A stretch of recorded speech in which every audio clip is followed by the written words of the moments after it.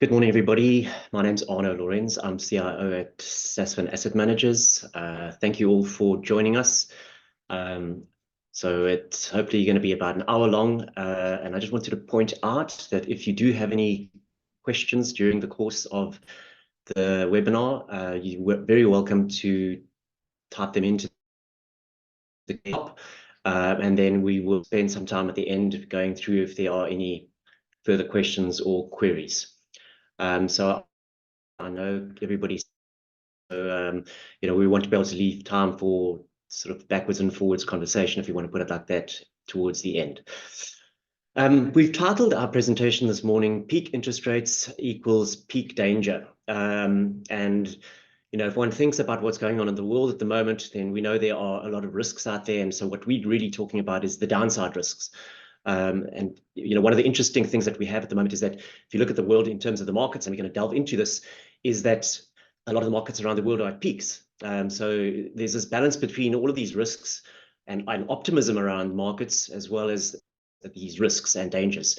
So we're going to be sort of taking a step back, and then we're going to be sort of home in the South African context, and then just sort of position how we at SAM are really just sort of focusing on managing those risks and managing funds through these sort of periods. Okay, so when we do that, I'm going to take one step back, which is what we looked at last year. So this is 2023, then the way we positioned this, the year of opportunity. And I won't go through the detail of this, but where we got it wrong, the big wrong there is on China, the big recovery on the way. And I think, what that really led to, and the reason why we'd said it was, a year of opportunity for us as South African investors, is that if China recovered, generally speaking, as a big commodity exporter, that would have been really good for South Africa. And, we would have seen essentially a bit of a turnaround as far as our fiscal situation was concerned, inflation and so forth. So with that big factor essentially eliminated from this whole equation, it didn't turn out to be such a great year of opportunity for us. And in fact, over the course of the year, we actually saw bond yields rising somewhat before we had a bit of a rally towards the end of the year. So with 2023 being the year of, let's now call it, missed opportunity, I think the question is, what about 2024? And the way that we essentially characterize 2024 and the big themes that really are going to dominate the markets is as a year of risk. And I'm going to run through these four. The first is that global interest rates are at a peak. And the question that we have there is that, well, when does the descent begin? So if this is the peak, can we look forward to a more positive scenario going forward? And I think the risk here is that it might well be that some other pressures arise during the course of the year, or risks that get realized, such that essentially central banks around the world are not able to cut rates to the same extent as what we would have said, perhaps even just 3 months or even 2 months ago. The second one is that the point I'll make around interest rates being at a peak, and I'm going to delve into this after this, which is that that is that peak danger. This is the time when things start falling over, generally speaking, at the peak of the interest rate cycle. The question is, what's going to fall over? And are there any systemic effects, to the extent that, we may think, oh, well, if interest rates start falling, that's going to be great for markets. It might well be like we saw in 2007, 2008, when we had a peak in the cycle there, and you had a global financial crisis. So again, in an environment in which we're looking forward to interest rates falling, there could well be systemic issues that wipe the smile off our face. Okay, the second risk really is that, yes, inflation pressures globally have subsided, but because of a confluence of various events, there are new supply chain risks that are emerging. For example, within the oil space, we can look at the geopolitics around US-China, around semiconductor supplies and so forth. These are all issues which ultimately have one result, which is potentially higher inflation or stickier inflation. And I saw one analyst, in fact, now terms it slugflation. So, very slow moving and very difficult to essentially get back to the, let's call it, the pre-COVID inflation regime. The third risk that we have is that this year is one of electoral change around the world. I think there's over 50 countries that are going to the polls. And essentially, the reason why this is a risk, and if you think about just two in a South African context and in the USA, is that there are, the potential here for policy dislocations. And what I mean by that really is that, you may well have, in the case of the US, under Joe Biden, enormous fiscal stimulus. And if Trump were to win, the question would be that perhaps there's a pullback as far as that fiscal stimulus was concerned. So there could well be one of these tailwinds that have helped the US economy being removed quite quickly. So in the South African context, I think we all understand this, is that we are faced probably with a scenario that we haven't had in the last 30 years of democracy, which is that the potential for the ruling ANC to be dislodged. What does that mean as far as policy going forward is concerned? So I think these are the issues that we're dealing with, and there are risks. It's not to say that they will happen, it's just that there are these risks. And then the last one I think is probably most relevant, and in fact sort of see it onto our minds over the last couple of weeks in terms of the Middle East in particular.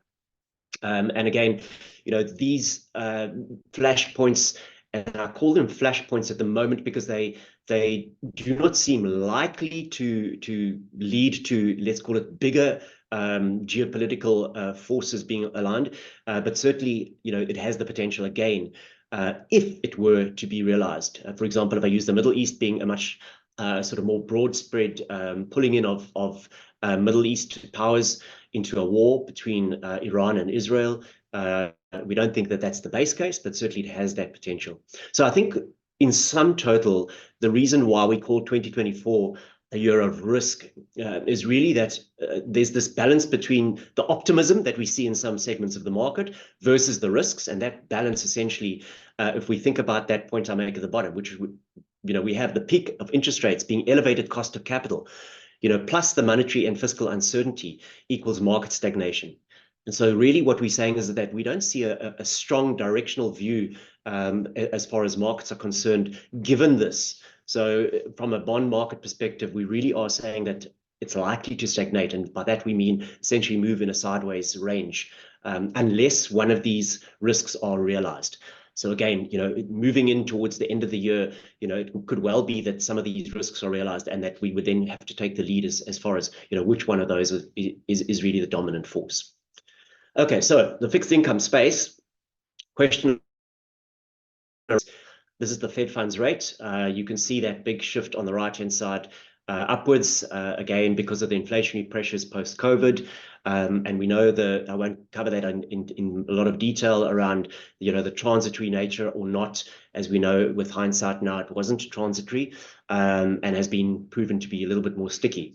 To the extent that markets are now almost starting to price out the probability of rate cuts happening in the first half of this year and pushing it out into the second half. And the question would be, well, if inflation doesn't quite come down, what would be the rationale for the Fed, for example, as the lead central bank, essentially to start cutting rates when essentially inflation hasn't quite got to their target zone? So I think from a South African context, the one point I'll leave you with is highly unlikely to cut rates before the Fed. So again, if one thinks about the Fed being pushed out into the second half of the year, unfortunately, we're not going to get any good news on the interest rate side either until the second half of the year as well. All right, so we speak about the dangers. Some of you may have seen this chart that I've used before on the left, which is really just the Fed funds rate going back a good number of decades. And at the peak point of each of these up cycles, there's always something that falls over. Now, we know that last year, there was Silicon Valley Bank in particular, so there was the regional banks. And then the Fed, really came in rather quickly in terms of providing liquidity, such that it didn't become a more widespread crisis.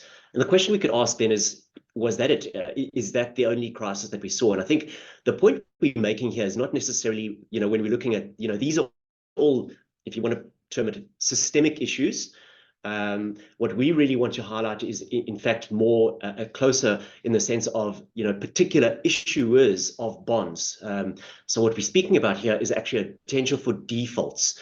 And I'll show you on the next chart really is that how this cycle also moves in tandem with this. So generally speaking, there's that saying that says the Fed always breaks something at the peak of a crisis. So, they push higher, and at some time the weakness in the system gives. And again, to juxtapose that sort of higher cost of capital also with, in the case of the US, their senior loan officers survey, which is done on a quarterly basis, and really it's sort of the net percent of these respondents to the survey, ultimately bank managers, if you want to put it like that, who basically are saying they're either tightening their standards, making it more difficult. So when it's peaking, it's saying it's more difficult to get credit. And you can see where we are at the moment. It's actually starting to come back from its worst levels in terms of the net number of those who are tightening versus those who are actually loosening. And I've highlighted there in the middle 2008 because I want to come back to that a little bit later. So just for you to note, in 2008, essentially was the most restrictive period in this history anyway, in terms of essentially the financial system. So shutting down the taps. And that is exactly why it became a systemic crisis, because essentially from a banking system perspective, essentially weren't providing any credit whatsoever. Right, so then the default cycle. So I know this is a bit of a busy slide, but I think it illustrates essentially default rates. And this is essentially investment grade being the dark sort of a blue, or the investment grade is the bars at the bottom. So investment grade being good quality, so very few, and then the spread to speculative grade being the sort of the yellow color, and then the blue line is essentially the overall number. And again, you can see there's a cyclicality to defaults. And what I've highlighted then is, essentially with the red arrows, is if I look back at the Fed funds rate and I sort of really mark what was the peak of the interest rate cycle. So each of those red arrows points to the date at which the Fed funds rate reached a peak. Unfortunately, this chart doesn't go all the way through to the most recent number, so it goes just before COVID. And what you can see is a very interesting pattern here, because at each time that the Fed funds rate peaks, so this is the cost of capital, generally speaking, shortly afterwards, you find a peak in default rates. And this is a sort of a natural phenomenon. If the cost of capital is going up and you're heavily indebted, eventually something's going to break, right? So then you'll default on your debt. So there's a natural pattern. And again, if one thinks about the most recent sort of peak that we've reached if we think that we've reached the peak, we hope that we reached the peak. Again, as I've highlighted, it could well be a scenario where if oil or whatever the case was, went up by 30% or something like that, would the Fed have to respond? Potentially, yes. So the point would be that we are living in dangerous times as far as credit default rates are concerned. So again, the way that we at Sasson are going to approach this is to say, given the fact that we are at or close to a peak, we can't say for sure if it is the peak, but if we are at the peak, then generally speaking, credit risk is at its peak as well. So I think that's the point I'd like to leave you with, is that if one looks around the world, these things point to the fact that there are going to be some corporate failures, and not necessarily always corporate. It can also be sovereign as well. In terms of the other risk that we can talk about is also recession. There's been a lot of talk around the potential for recession in the US. A lot of people do rely on this indicator as a leading indicator of recession. So this is for the US. Essentially what it is, it says the Treasury term spread. So it's the 10-year bond yield less the 3-month rate. So it's a long-dated bond less the 3-month rate. And you can see every time the 3-month rate goes above the 10-year rate, in other words, this is the net number, when it goes below zero and it becomes an inverted yield curve, generally speaking, and I've highlighted when it goes below zero, the gray bar illustrates a recession. So you can see that there's we've got 3, 6, 7 occasions here going back into the 60s, in which every single time the yield curve inverted, it was followed by a recession of sorts. And even pre-COVID, you can see that very short period, the yield curve had inverted already by then. And then you look at the very one, which is the most recent one, where the yield curve has remained inverted for a very long period of time. So what's happened? Based on this data, it's almost been infallible. And this time, the question is this time different? What is different this time around that the US, hasn't gone into recession? Now, the Fed themselves have got a recession indicator, which they also monitor. Here it is. And again, this is the New York Fed's recession indicator. And again, what this really sort of illustrates is a probability of a recession within 12 months. So if you go back again, you can see that generally speaking, this indicator has been fairly good at essentially forecasting recessions. And then if you look back, well, if you look at the number today where it's peaked close to almost 70%, it's come back off those worst levels. And then you go back to 2008. And you remember I highlighted 2008, that senior loan officer survey, the net number, which was essentially the highest it had ever been. So here we are with a probability of recession very much higher than what it was in 2008. And essentially what you've really got, and the difference between then and now is that there was substantially more, well, let's call it, there was a tighter lending standard that was applied. So it became more of a systemic issue that ultimately led to the recession. Whereas today, we don't have that to the same extent. We don't have a systemic banking crisis.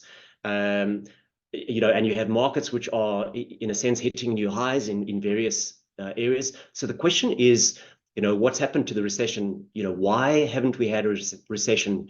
And we can probably add in the word yet, or if there is going to be one. We're seeing some analysts saying, hard landing, soft landing, no landing, i.e. there's not going to be a recession at all, which is one of the reasons why you've seen such optimism in the market, is that, there's not going to be a recession. So key question, why has there not been a recession over this period of time, despite these indicators pointing to this, and the fact that you've had a very rapid rise in the cost of capital? Generally speaking, that's perfect ingredients for a recession. And the key question what we would be left with here in terms of answering this is the amount of fiscal stimulus that has been applied, in particular post-COVID. So we had the big spike. You can see there the COVID response in terms of fiscal response. But even with that falling back, you can look at that. It's very elevated. So again, in the US, this is the US case. And it really points to the fact that the fiscal stimulus has actually mitigated the recession risks that rise out of a very big rise in interest rates. And again, by comparison, then, if you look at the fiscal stimulus as well in post the global financial crisis 2008 was also very significant as well. And that didn't even prevent the recession at that point in time, given the fact that at that point, it was actually the banking system that was essentially not providing credit, whereas today it's a very different situation. Right, the one concern that has now started coming to the fore is that, if I just go back to this, is that, remember, if you have this deficit, you're adding to the debt burden or the amount of debt in issue. And one of the questions that have started coming up is that, the amount of debt in the US system, so debt to GDP ratio, even though the economy is growing very strongly, their debt to GDP ratio has actually been increasing substantially over the last little while. And the question is, at what point should you really be worried?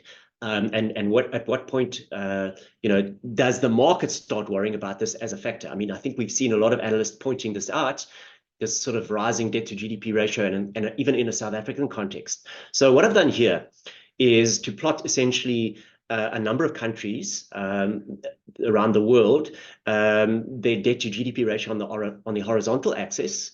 You can see Japan sitting there at about 260% debt to GDP. The US sitting around about 135% debt to GDP, and then South Africa sitting around about, well, in this number, I think there was the 2023 number. It's obviously not the most recent number, so it would be in the beginning of last year, sitting at around about, just below 70%. But we know that that's forecast to rise over the next couple of years. So the key question around whether this is a problem or not, if one looks at Japan and said, let's park South Africa, and we know about all of the concerns that we've had around our our fiscal sustainability. But by comparison to Japan, the question could be asked, well, why are there not the same concerns around Japan? And the answer lies on the vertical axis, which is the cost of that debt. You can see that at the moment, even though Japanese bond yields have been rising, their 10-year bond yield is probably sitting around about 0.8 to 0.9%. And the reason why South Africa's situation, even though we've got substantially less debt to GDP, is because the cost of our debt is so much higher, being over 12%. So therein lies the answer, is that if the cost of your debt is essentially manageable, then it does mean that you're able to sustain high or periods of very high debt within the system for an extended period of time, as Japan has. Maybe just to point out that, the naughty boys at the top left there, South Africa and Brazil, in terms of, fairly low by comparison debt to GDP ratios, but the cost of that debt is so enormous that essentially you are forced into some form of austerity economics as far as budgeting is concerned.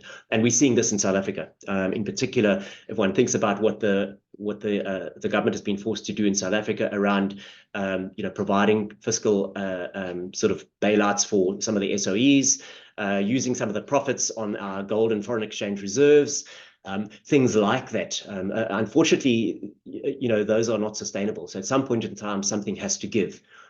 Given the cost of this debt. So unless you are able to somehow bring the cost of debt down, at some point in time, you could well start shifting from the top left towards the top right, in which case you have sort of a higher debt to GDP ratio, and the cost of the debt doesn't come down either, which then leads you into essentially territory where you would potentially start looking at defaults. And I think, I'm not saying that South Africa is going to default. I think there's a lot of room to fall still before we even think about a default in a sovereign context in South Africa. I think we don't have to go into the detail of that, but ultimately, at the end of the day, governments have the ability, unlike corporates, to basically increase their revenue, tomorrow, just by basically raising taxes. Whereas a company pushes up the prices so they get more revenue, they can basically lose all their customers.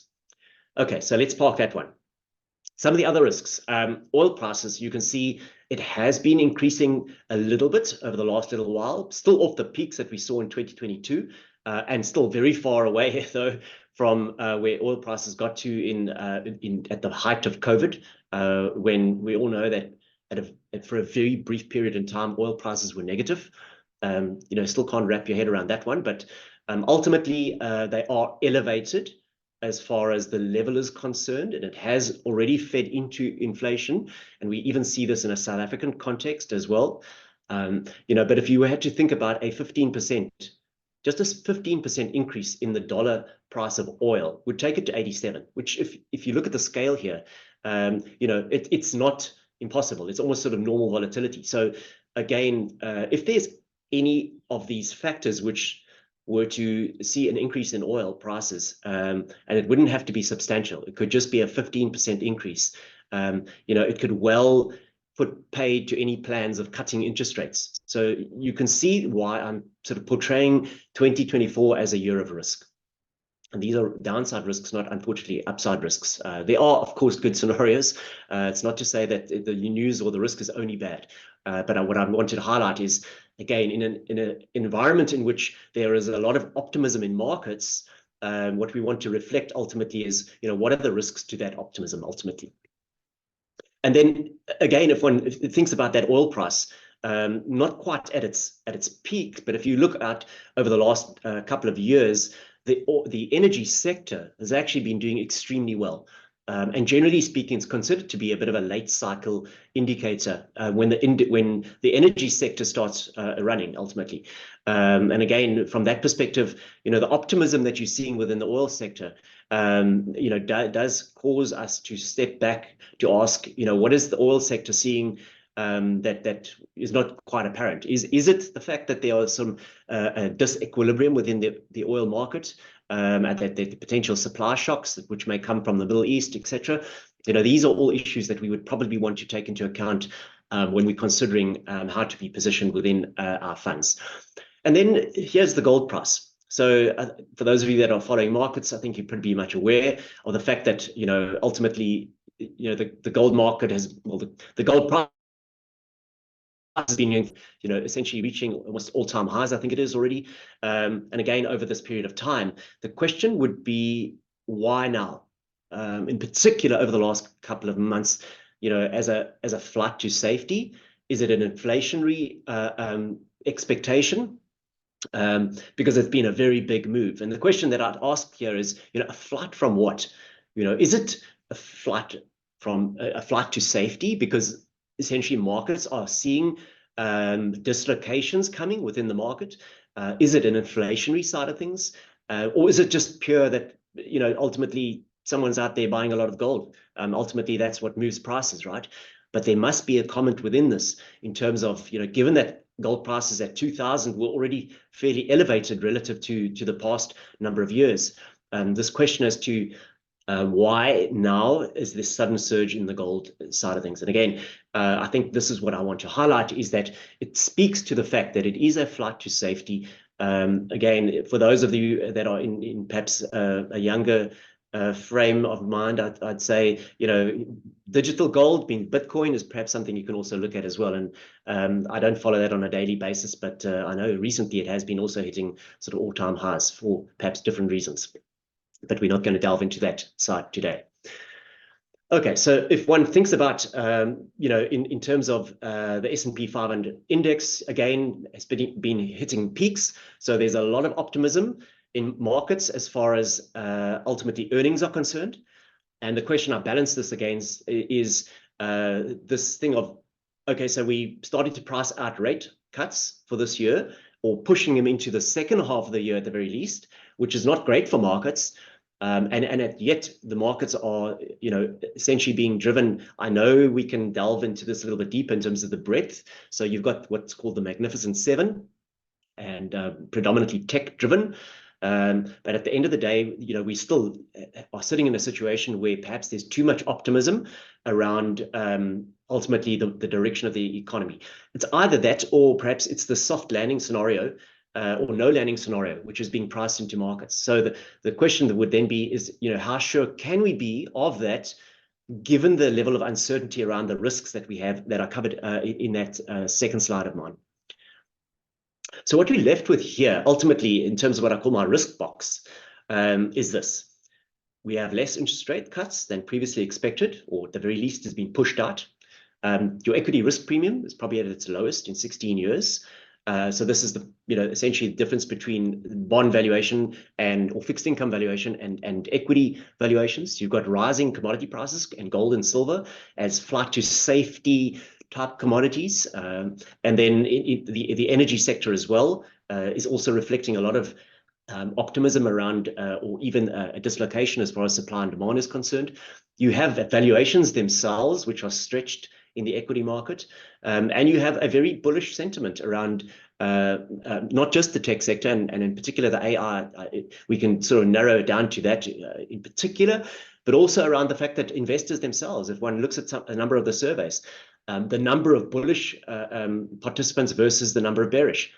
So in a sense, the way I want to typify this is the fact that a lot must go right for equities to keep going up, but not much must go wrong for them to go down. And I think that's where I come back to the fact that I see this year as a year of risk, not necessarily that they will be realized, but that we need to be cognizant of them and the impact that they could potentially have. Right, so if we want you to get back a little bit closer to home, and South Africa, we know we've got an election coming up. And the way I typified this is that foreign investors already started voting. In terms of voting with their feet, or should I rather say with their money, in the sense of that this is essentially your bond and equity flows. And thank you to my colleague Rafi Ruchtin for this and a number of slides which I'm going to be using. And really just highlighting the fact that we have failed to attract foreign investors, despite the fact that in the bond market, bond yields are very elevated and should be attractive.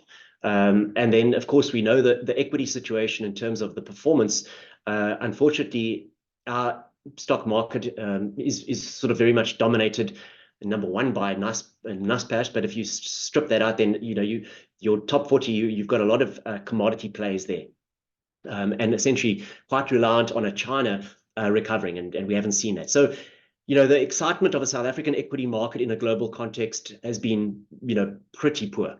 And again, this is despite the fact that valuations on the South African equity space are very cheap. Our bond yields are cheap, so everything is cheap. And I think that what we're left with here is that ultimately things are sometimes cheap for a reason. But again, I think for this to turn around requires essentially a new direction for the South African economy, and we're not going to get that within the next let's call it a couple of months. And even if we were to see a policy shift come through post our election, for doesn't matter by which government, it's going to take some time before the confidence in that is realized. And so certainly, we hope that would be the case. But again, at the end of the day, assets in South Africa remain cheap for a very good reason. Okay, if we look at markets, I've sort of said here, something's not right here. And those of you that have been in markets for a long time would be able to understand this. So what it really shows is that over the last 10 years, the performance of the equity market and the performance of the bond market and the money market being the yellow line.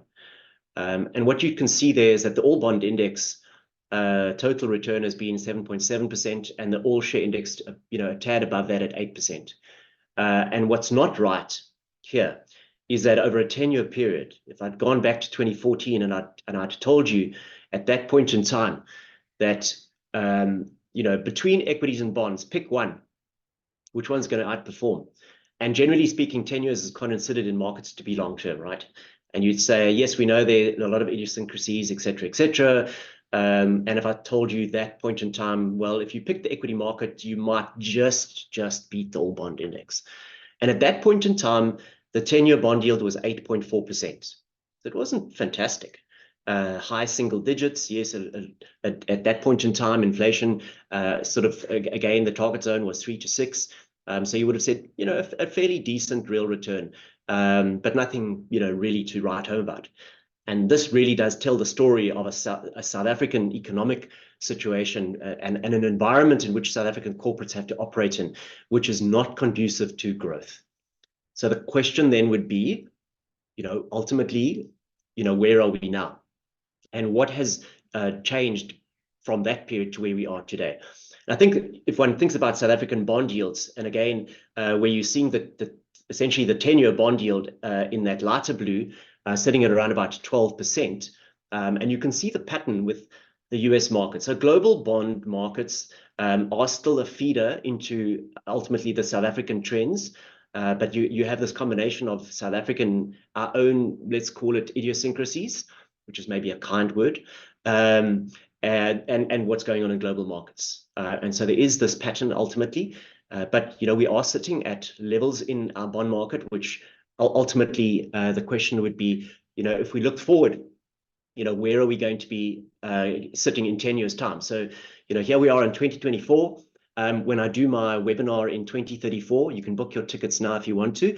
And I show you the 10-year chart, looking back over the 10 years. And the question would be, if the current 10-year bond yield is 12%, what returns do we expect to get, for the next 10 years? And the answer really comes back to, this is the return, generally speaking. If I sort of go back again, just to again highlight this, 10 years ago, the 10-year bond yield was 8.4%.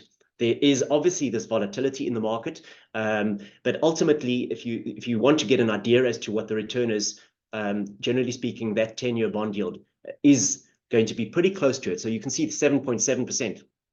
And the reason why it wasn't 8.4% is because we didn't just take 1 point. It's the actual movement of the index made up of a number of different bonds. So there's not just 10-year bonds. There's also 30-year bonds. There's also 3-year bonds, etc. So but at least it gives you an indication to some extent. So if we go back to this question, in 10 years' time, and you ask yourself, if I invest into the bond market in South Africa, over the next 10 years, what is the return per annum going to be roughly? It's going to be close to 12%.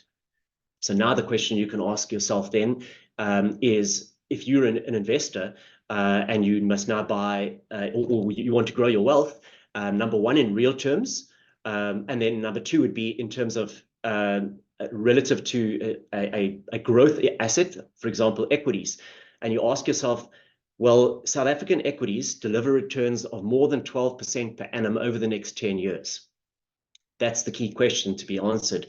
The point I'm leaving you with here is that a 12% yield is essentially a real yield of over 6%. So this is against inflation. And if one thinks about this is where bond yields are, the required return in the equity space needs to be substantially higher. And the reason for that is purely because of risk, right? So the likelihood of you buying a 10-year bond yield, or if you bought a 10-year bond today, and you know then you've locked in 12% over the next 10 years, and there'll be some volatility in the value of the asset, but your return is going to be 12%. And then the question would be, well, if I invested into the equity market, and there's this possibility that I could invest into some South African corporates that fail over the course of the next 10 years, the return could be even negative. So again, in terms of the stability of your return versus that potential growth, again, it's a very high hurdle for the equity market, let's call it, over the next 10 years. Let's park that one for now. If we compare ourselves, and you remember I showed you that chart of the 10-year bond yields versus our debt to GDP ratio. So there's the naughty boys at the top. There's a couple of other naughty boys as well. But if you look at it, real 10-year yields, again, look at that number, well over 6%, Brazil even further. And then you've got a couple of others, emerging markets, sitting at very elevated levels. So again, at some point in time, and in particular, what I would suspect is that in this period in which we have elevated global bond yields, i.e. even in developed markets, the search for yield story is essentially a non-player. And so even though we have the situation where South Africa, Brazil, Russia, okay, Russia is perhaps uninvestable for the developed world at the moment, but Mexico, Indonesia, Hungary, substantial real yields, it's not attracting capital. You saw the chart that I showed about the bond flows. So despite this, money's still leaving. And we're not going to delve into all of the detail behind this. But I think in terms of money seeking out an investment destination, we're not there yet. And that story of a global search for yield only returns once we have global interest rates start to fall again, such that these sorts of the sorts of returns you're getting in global developed markets is essentially not attainable anymore. So I think for the time being, it comes back to then, almost full circle to this point I make about 2024 being a year of risk, and it's a year of stagnation, i.e. moving sideways because we're not going to be attracting any capital. If I touch then on the way that we're approaching this environment, so the environment that I posted or essentially pictured for you here, yes, is one of potential risk. I'm not saying any doomsday type scenarios, although there's always that thing of the black swan type events which one can't forecast, which is the reason why it's called the black swan. So you can worry about certain risks, but there could be something that gets knocked over in this peak danger time, which comes from left field. If I think of the example of the Silicon Valley Bank early last year, nobody really saw that one coming. And again, so these are the sorts of risks that can be realized. Okay, so our income solutions, ultimately, we try to be pretty proactive and prudent in taking risk. What does that really mean? It means we try to look forward, as we have done in this presentation, and we try to highlight what the risks are, and in doing so, highlighting those risks is then essentially to say where the risk is deemed to be at a peak is essentially to shift away from that risk, and in particular around the credit risk space. And I'll demonstrate this to you a little bit later on. So the two solutions we highlight, the flexible income fund, the high yield fund. Defining features, flexible income fund is essentially what we call our through the cycle fund. So it is a bond building block, delivering bond-like returns with substantially lower volatility. And there, when we say using all the risk levers, it means we use duration, i.e. long-dated bonds. We use the shape of the curve. We use inflation linkers. We use some credit as well where appropriate. And ultimately, what you get with this solution is that you're tracking the bond yield cycle. So when bond yields are at elevated levels, and if they go up, you know that if bond yields go up, you suffer some capital losses. If they come down, you get capital gains. So generally speaking, this fund will tend to track that. So when you have periods where bond yields were falling, like in late last year, the fund does really well. And now over the last 3 months, bond yields have been rising again. So you'll have seen some of the performance coming off as far as the fund is concerned. But again, it's a through the cycles fund. So ultimately, if you're thinking about that bond yield of 12%, which forms a backdrop to this fund, is that over a long period of time, that's the sort of return that we would be looking to get. The high yield fund, on the other hand, is a low volatility fund. It also pays a monthly income distribution relative to the flex, which pays quarterly. And there's a very strong focus on floating rate exposure. And this fund doesn't track the bond yields. It tracks the interest rate cycle. Because it's floating rate, it means it's linked to essentially the 3-month rate in South Africa. So it's a money market rate, which means that there's low volatility.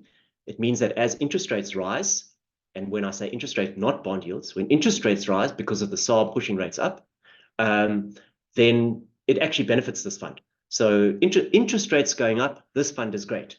Bond yields is different to interest rates. And again, bond yields, generally we speak about it being long dated, and then interest rates are essentially short dated. So that really is the defining features of these two funds. If we look at the performance of the funds that it highlights for you, the red being, flexible income fund, relative to the all bond index, you can see that ultimately, if you look at that lighter blue, there is volatility there. There's also volatility in our fund, but not as much as the all bond index. And ultimately, what we're trying to deliver then is something that consistently beats the all bond index, but we're doing it with lower volatility.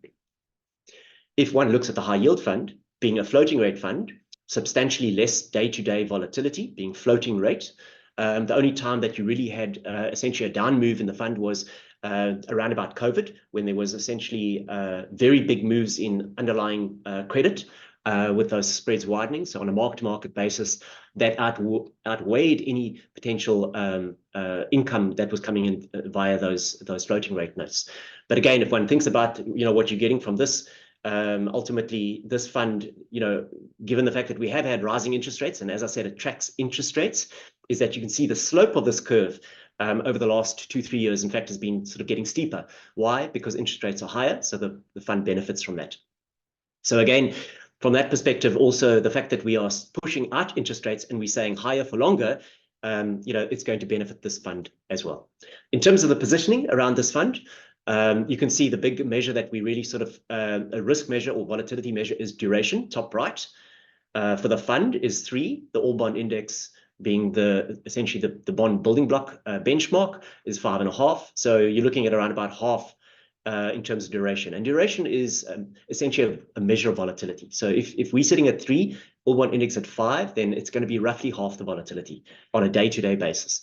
The weighted average yield of the fund is over 11%. So if you look at the underlying assets that you're investing into, that of the all bond index around about 10.7 on a weighted average basis. And then the split in the fund on the bottom table, over 50% sitting in fixed rate bonds, 37% in floating rate. We don't have any inflation linkers at the moment. And then the rest is sitting in money market. By comparison, the high yield fund duration of 0.2. So if I just go back again, 0.2 duration as a volatility measure. So even though we say Flex is a low volatility fund relative to its benchmark, this is, well, what would we say, ultra low volatility. The average yield on the fund, 10.5. Why? Because generally it's linked to the interest rates being shorter dated. And then, whereas in the case of the flexible income fund, we can invest, up to, 30 years out from today. So again, the yields that you can get there, 12% plus. And then the case of the floating rate, as I said, there's a very strong focus on that. 86% of the fund sitting in floating rate, none in the fixed rate, and then the balance sitting in the money market space. Right, and then in terms of the management of risk. So I've painted this picture for you, and I think what I wanted to highlight really is how we change through the cycle. So again, I think what you want to get here, this is not a pure bond fund, it's a bond building block. So we're trying to emulate the sorts of returns you get out of the bond market, but with substantially lower volatility. In other words, on the downside in particular. And the way that we do this means that we adapt to market conditions. So if one thinks about in December 2020, in the low interest rate world, there was a strong focus on yield pickup. You can see on the right-hand side in terms of strategy within the fund versus today. Given the fact that bond yields are so much higher and more elevated, we can take advantage of that by essentially purchasing longer dated bonds, yielding in excess of 12%. Not the whole fund, just a portion of it. And then there's still a yield pickup, and then there's also a low volatility component of around about 30%. That is essentially floating rate assets within the cycle. And then I highlighted credit risk for you at the beginning, where we said peak interest rates equal peak danger, rising possibility of defaults. And the question would be, well, what are we doing within the fund? I said that we are proactive and prudent when it comes to the taking of risk through the cycle, and it should change as the market changes. So you'll see at December 2020, again, that low interest rate world, spread of assets focusing on yield pickup, the right risk to be taking at that point in time. Today, the world is very different. We have peak interest rates. So automatically, what one should expect from an active manager is the management or a reduction of those risks, which are then deemed to be a higher probability or possibility of occurring. So if I highlighted the fact that at this point of the cycle is essentially the time in which default or corporate defaults are essentially going to be starting to rise. You can't say which ones are going to be, but ultimately then in the fund, our focus is to shift away from it. So you can see on the very left, as at the end of March, 75% of the fund sitting in AAA rated assets. There has been in South Africa more recently a couple of credit events where there have been essentially some defaults. I'm happy to say that we did not have any exposure to those assets. And again, I think the fact that we shift away from some of the credit risk, you do forego some of that upside return, because when you take that risk, you're essentially earning a higher return. And so what you do is by essentially shifting away from that, you do forego some of that return. But I think at the end of the day, what we try to do in our Sasfin Income Solutions is really to be active across all risks. So it's not about just trying to get the highest possible return without being cognizant of the risk that you're taking. And the fact that, at the peak of the interest rate cycle, that very risk that you're taking is every day that it's going by is an increased possibility of it occurring. So I think, being prudent in our mind is the right approach at this point of the cycle. And then liquidity risk also, again, if we go back to December 2020, focus on yield, those assets generally take longer it's a lot more difficult to trade out of them if you need to. So essentially, we look at the daily average volume traded, we look at our positions, and then allocate that per asset within the fund. And you can see that, on the very left, in terms of the liquidity risk, a big focus on government bonds, which really has essentially a one-day turnaround as far as liquidity is concerned. And this is not a deliberate, it's more a sort of a net result ultimately of a shift in strategy and a shift in focus in terms of the risks that we're taking. So ultimately, if we do need to change the strategy in the fund because one of those big four risks were to be realized, we can change very quickly because we have the liquidity within the fund. I think that's really what I want you to leave you with.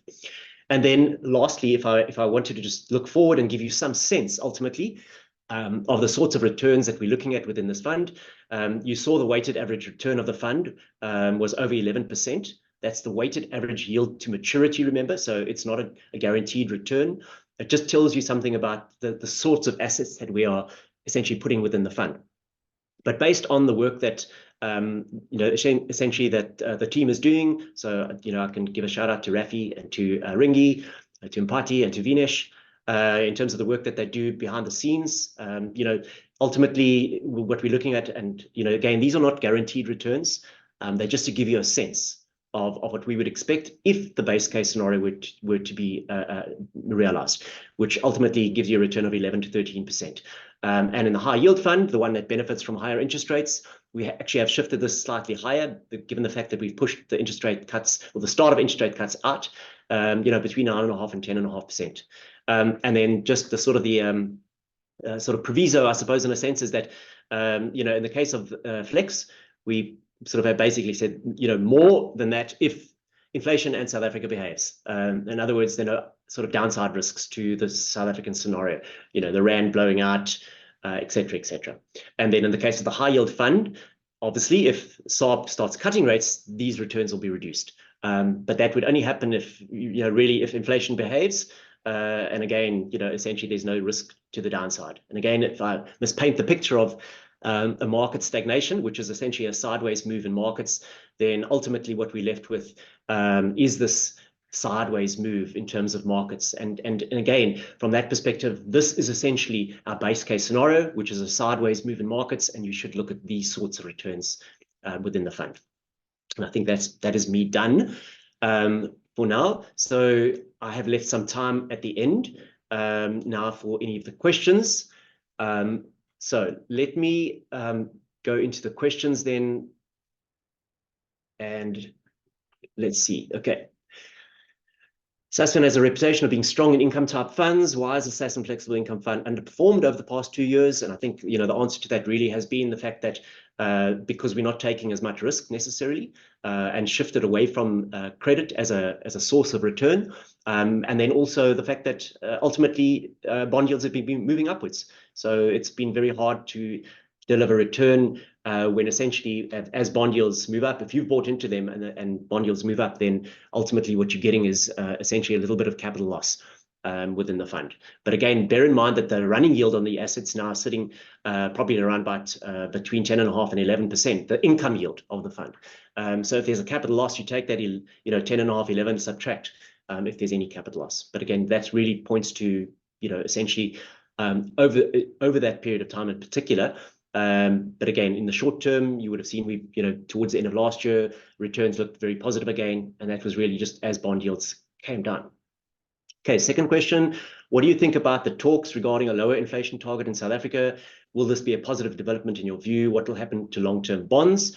Probably the answer to that, I don't think it's going to be realized ultimately, and I'll tell you why. Number one is because if you're going to shift to a lower target, it means that the SARB's got to keep interest rates even higher or higher for longer to push inflation down. And I don't think politically that in an environment of low economic growth, that would be essentially palatable.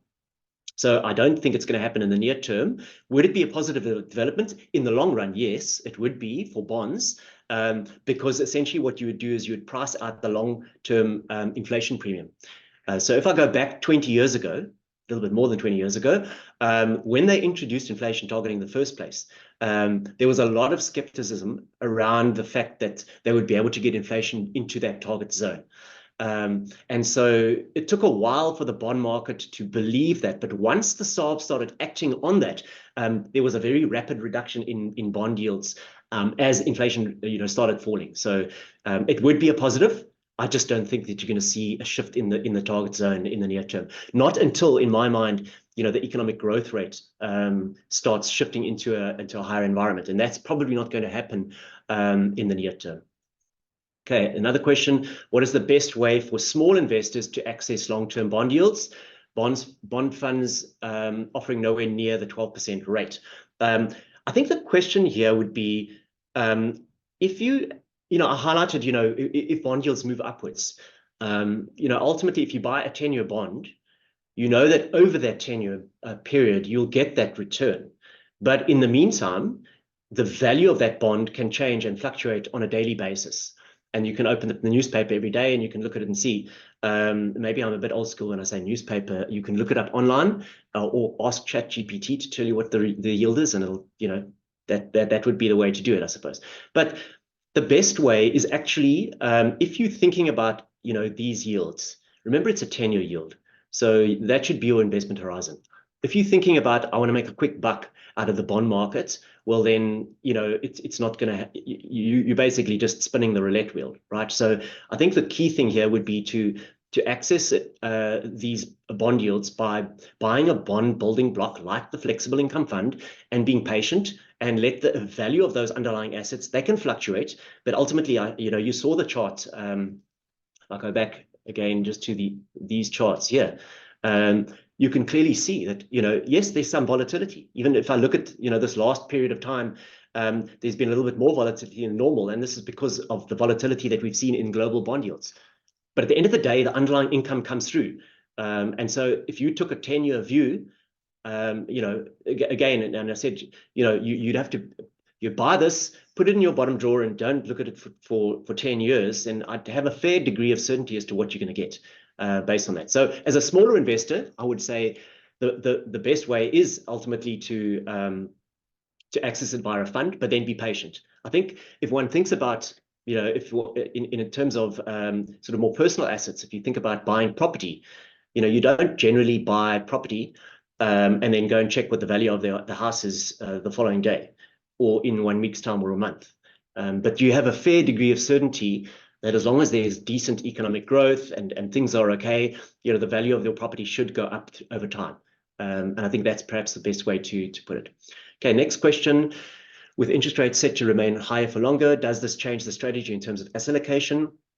Are you looking at increasing fixed rate bond exposure? Where do you see the opportunities to generate alpha in the short to medium term? So short to medium term, I think with a backdrop of that interest rate set to remain higher for longer, it means your floating rate assets are not going to be coming down. So they will continue to deliver sort of decent returns.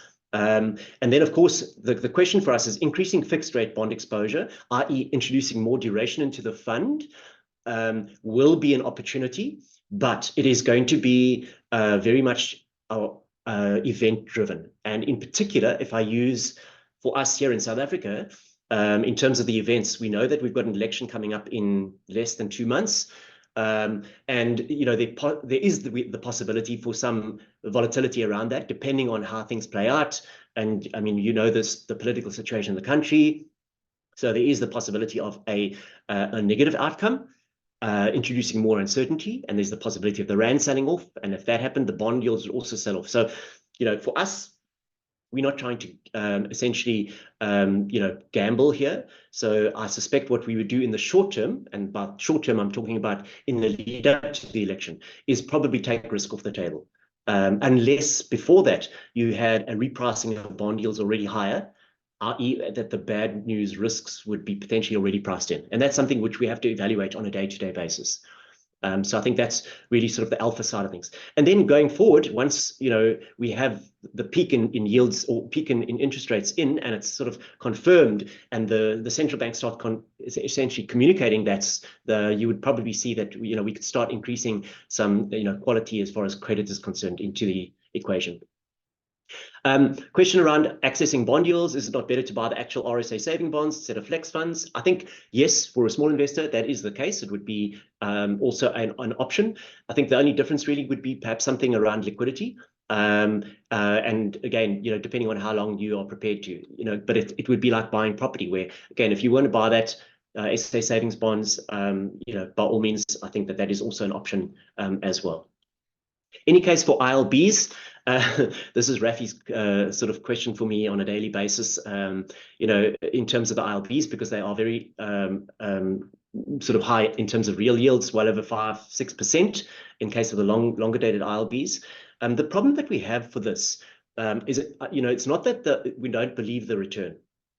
And in fact, I think it has its place. Certainly, if you are prepared to buy and hold in the case of a linker, if I can put it like that, there's a good argument to be made here for essentially, having inflation-linked bonds as part of your wealth creation strategy, if I can put it like that. And the answer for that is that the one good thing about inflation linkers is it provides you with a hedge against, let's call it inflation shocks.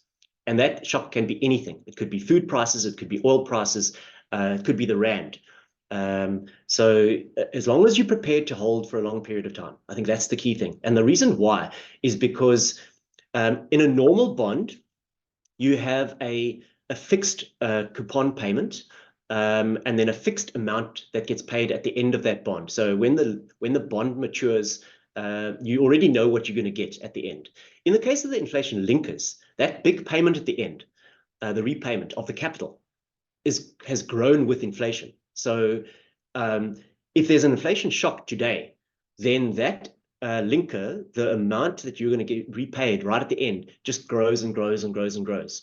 So anytime there's an inflation shock, that capital amount just gets bigger and bigger and bigger.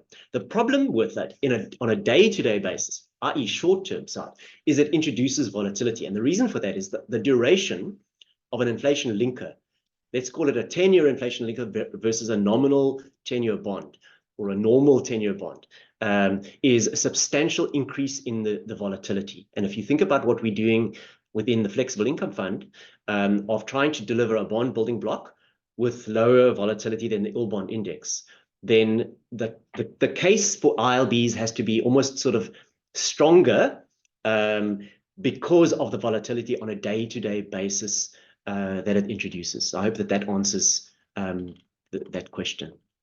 I think that's the end of the question so far. I see we are almost exactly on time for 1 hour.